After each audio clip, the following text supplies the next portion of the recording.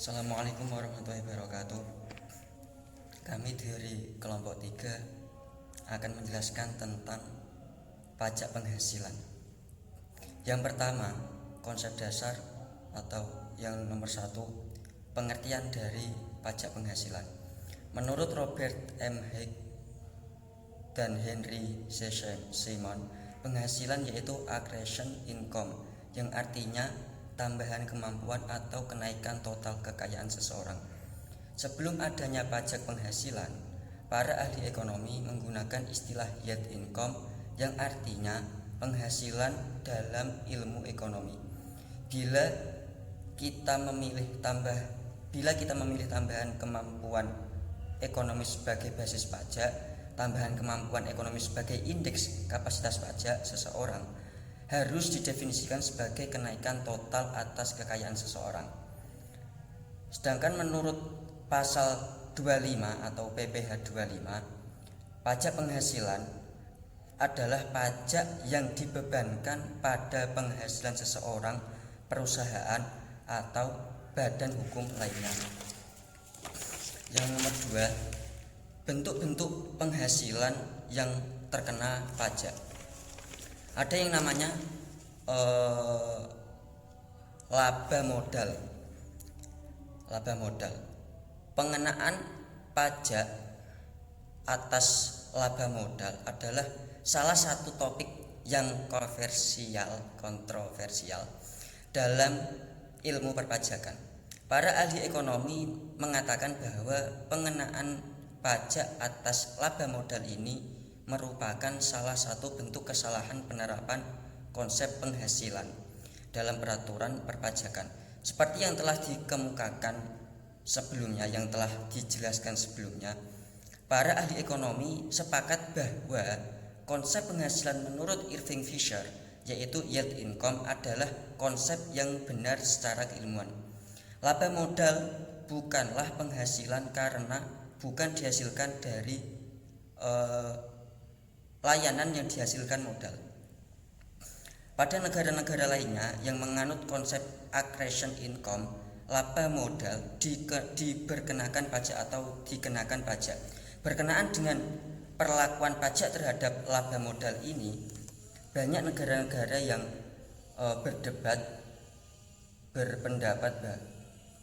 berpendapat bahwa apakah laba yang direalisasikan harus diperkenakan sebagai penghasilan biasa, atau laba yang tidak direalisasikan harus juga dipajaki. B. Penerapan pajak penghasilan. Penerapan pajak penghasilan terdapat 5 poin, diantaranya yaitu 1. Pembebasan pajak exemption dan pengurangan pajak deduction AGI atau Adjusted Gross Income adalah faktor penentu pengurangan tertentu yang dibuat untuk menemukan pendapatan yang bisa dikenakan pajak. Prinsip dalam pengurangan tersebut adalah pembebasan pajak exemption dan pengurangan pajak deduction. Yang kedua, pembebasan pajak exemption. Mengapa ada pembebasan pajak? Karena beberapa alasan bahwa mereka melakukan penyesuaian daya bayar untuk kehidupan anak-anaknya. Pembebasan pajak dapat juga dipandang sebagai suatu metode tentang menyediakan pembebasan gambaran pajak untuk keluarga-keluarga yang berpenghasilan rendah. Yang ketiga, pengurangan pajak atau deduction. Bentuk pengurangan lain yang diizinkan dari AJI adalah sebuah pengurangan pajak deduction yang terdiri dari 2 jenis, yaitu 1. Pengurangan untuk pengeluaran yang spesifik. 2. Standar deduction atau pengurangan standar. Contoh, umpamakan bahwa pengeluaran terhadap barang Z adalah pajak yang dapat dikurangi, harganya $10 per unit. Umpamakan selanjutnya, pajak marginal Cleopatra adalah 35%. Kemudian, kapan saja Cleopatra melakukan pembelian 1 unit barang Z ini, hanya biaya dia $6,50. Mengapa? Karena pengeluaran untuk barang Z bersifat deductible. Pembelian 1 unit lebih rendah pendapatan yang dikenakan pajak oleh Cleopatra dengan $10. Diberikan 35% tingkat pajak marginal. $10 lebih sedikit pendapatan yang dikenakan pajak yang disimpan Cleopatra $3,50 dalam pajak. Oleh sebab itu, harga efektif dia untuk 1 unit barang Z adalah $10 minus $3,50 atau $6,50.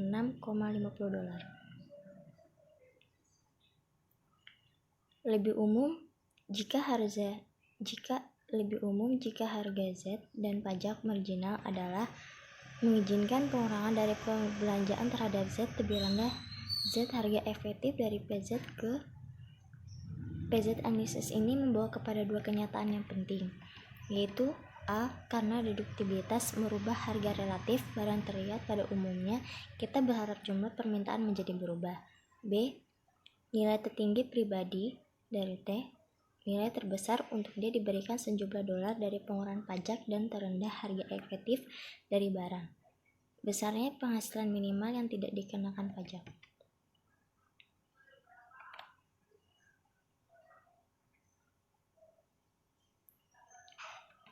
Pada umumnya, semua orang sependapat bahwa ada sejumlah tertentu penghasilan yang tidak boleh dikenakan pajak atau dikenakan pajak dengan tarif 0%.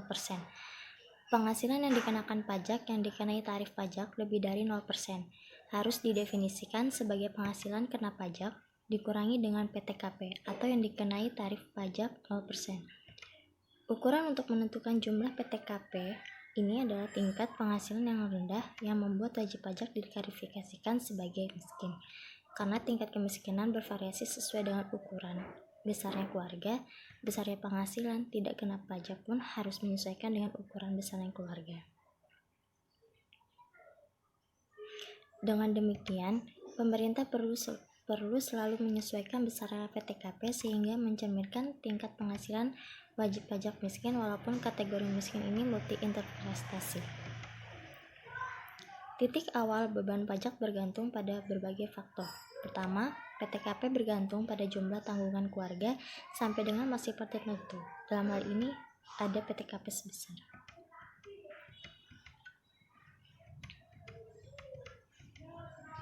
Berikutnya, ada PTKP bagi anggota keluarga yang memiliki penghasilan untuk wajib pajak yang bersangkutan dan pasangannya masing-masing sebesar Rp1.440.000.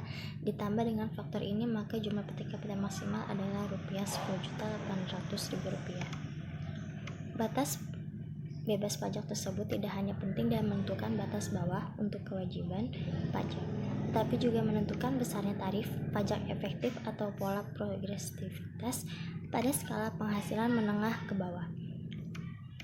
Dengan adanya PTKP ini, tarif pajak efektif yang didefinisikan sebagai rasio pajak terhadap penghasilan neto. Pada tingkat penghasilan neto yang rendah, jumlahnya sangat kecil karena PTKP merupakan posisi besar dari penghasilan neto. Ketika penghasilan neto naik, jumlah PTKP turun secara relatif terhadap penghasilan neto sehingga tarif pajak efektif naik. Seperti dikemukakan sebelumnya, PTKP adalah penghasilan yang dikenakan tarif pajak sebesar 0% dan merupakan bagian integral dari struktur tarif pajak sehingga menentukan tingkat progresivitas tarif pajak.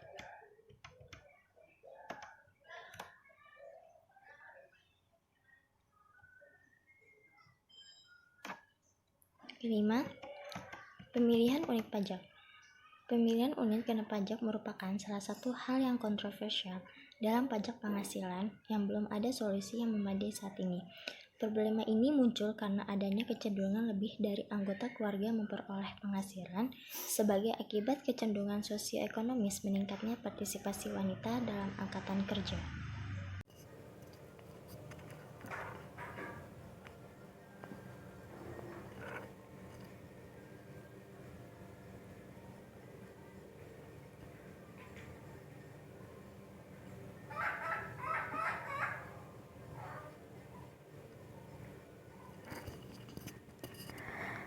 D. Objek pajak penghasilan. Objek pajak penghasilan adalah penghasilan, yaitu setiap tambahan kemampuan ekonomis yang diterima atau diperoleh wajib pajak atau WP, baik yang berasal dari Indonesia maupun dari luar Indonesia, yang dapat dipakai untuk konsumsi atau untuk menambah kekayaan wajib pajak yang bersangkutan dengan nama dan dalam bentuk apapun, termasuk pergantian atau imbalan berkenan dengan pekerjaan atau jasa yang diterima atau diperoleh, termasuk gaji, upah, tunjangan, honorarium, komisi, bonus, gratifikasi, uang pensiun, atau imbalan dalam bentuk lainnya, kecuali ditentukan lain dalam Undang-Undang Pajak Penghasilan, hadiah dari undian atau pekerjaan atau kegiatan, dan penghargaan laba usaha, keuntungan karena penjualan atau karena pengalihan harta, termasuk keuntungan karena penghasilan harta kepada perseroan, persekutuan, dan badan lainnya sebagai pengganti saham atau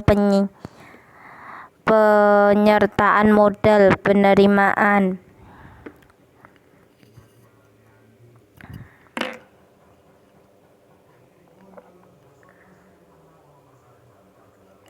Kembali pertanyaan yang telah dibebankan sebagai biaya bunga termasuk premium, diskonto, dan imbalan karena jaminan pengembalian utang, dividen dengan nama dan dalam bentuk apapun, termasuk dividen dari perusahaan asuransi kepada pemegang polis, dan pembagian sisa hasil usaha koperasi.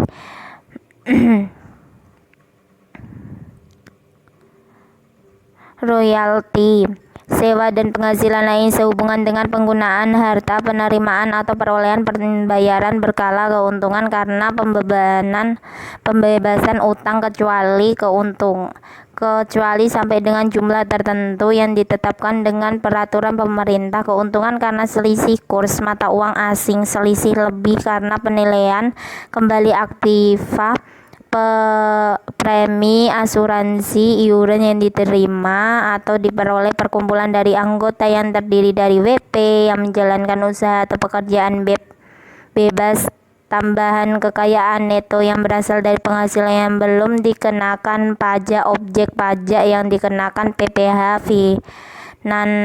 final atas penghasilan berupa bunga deposito atau tabungan lainnya, penghasilan dari transaksi saham dan sekuritas lainnya di bursa efek, penghasilan dari pengalihan harta berupa tanah dan atau bangunan, serta penghasilan tertentu lainnya.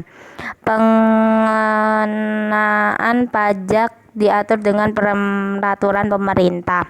Sekian, terima kasih. Wassalamualaikum warahmatullahi wabarakatuh.